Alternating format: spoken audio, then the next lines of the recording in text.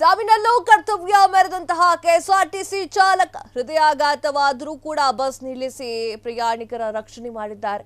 Rajahamsa bus ಚಾಲಕ ಮಹಾಹೃದಯವಂತಿಕೆಯನ್ನು ಮೆರೆದಿದ್ದಾರೆ.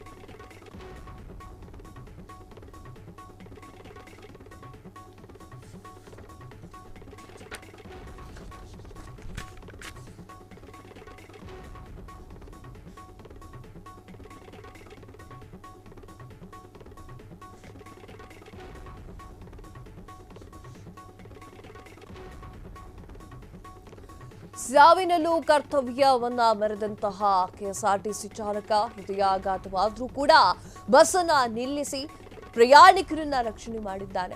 Rajahamsa bus ಚಾಲಕ ಮಹಾಹೃದಯವಂತಿಕೆ ಮೆರೆದಿದ್ದಾರೆ. ಕರ್ತವ್ಯ ಮರೆಯದೆ ಪ್ರಯಾಣಿಕರ ಜೀವನ ಉಳಿಸಿದ್ದಾನೆ ಚಾಲಕ.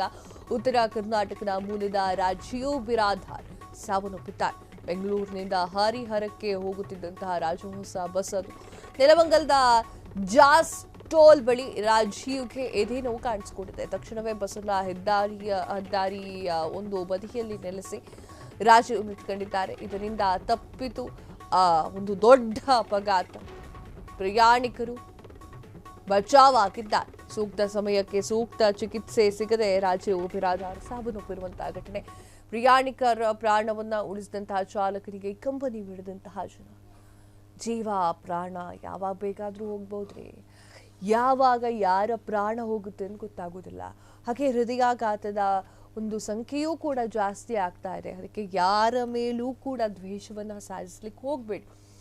ಹೃದಯ ಕಲಕುವಂತಹ ಘಟನೆ ಒಂದು ನಡೆದಿದೆ. ರಾಜಹಂಸ ಬಸ್ ಚಾಲಕ ಒಂದು ಒಳ್ಳೆಯ ಕೆಲಸವನ್ನ ಮಾಡಿ ಪ್ರಾಣವನ್ನ ಬಿಟ್ಟಿದ್ದಾನೆ. ಮೋಸ್ಟ್ಲಿ ಆತನಿಗೆ ಸಿಕ್ಕಿದ್ರೆ ಸ್ವರ್ಗನೇ ಸಿಗ್ಬೋದು. ಯಾಕಾಗಿ ಹಿಂಗೆ ಹೇಳ್ತಿದ್ದೀನಿ ಅಂದ್ರೆ, ಬೆಂಗಳೂರಿಂದ ಹರಿಹರಕ್ಕೆ ಒಂದು ಬಸ್ ಹೊರಟಿತ್ತು, ರಾಜಹಂಸ ಬಸ್. ನೆಲಮಂಗಲ ಜಾಸ್ ಟೋಲ್ ಬಳಿ ರಾಜೀವ್ ಅನ್ನುವಂಥವನು ಅಂತಂದ್ರೆ ಆ ಒಂದು ವಾಹನದ ಚಾಲಕ, ಆತನಿಗೆ ಎದೆ ನೋವು ಕಾಣಿಸ್ಕೊಳ್ಳುತ್ತೆ.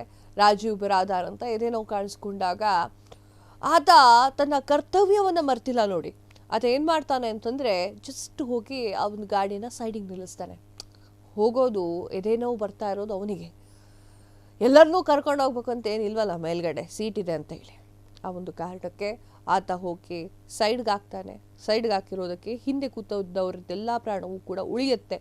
ಮಹಾ ಅಪಘಾತವಾಗ್ತಾ ಇತ್ತು. ಮಹಾ ಅಪಘಾತದಿಂದ ತಪ್ಪಿಸಿಕೊಂಡಿರುವಂತಹ ಬಸ್ ಹಾಗೂ ಬಸ್ಸಿನ ಪ್ರಯಾಣಿಕರು.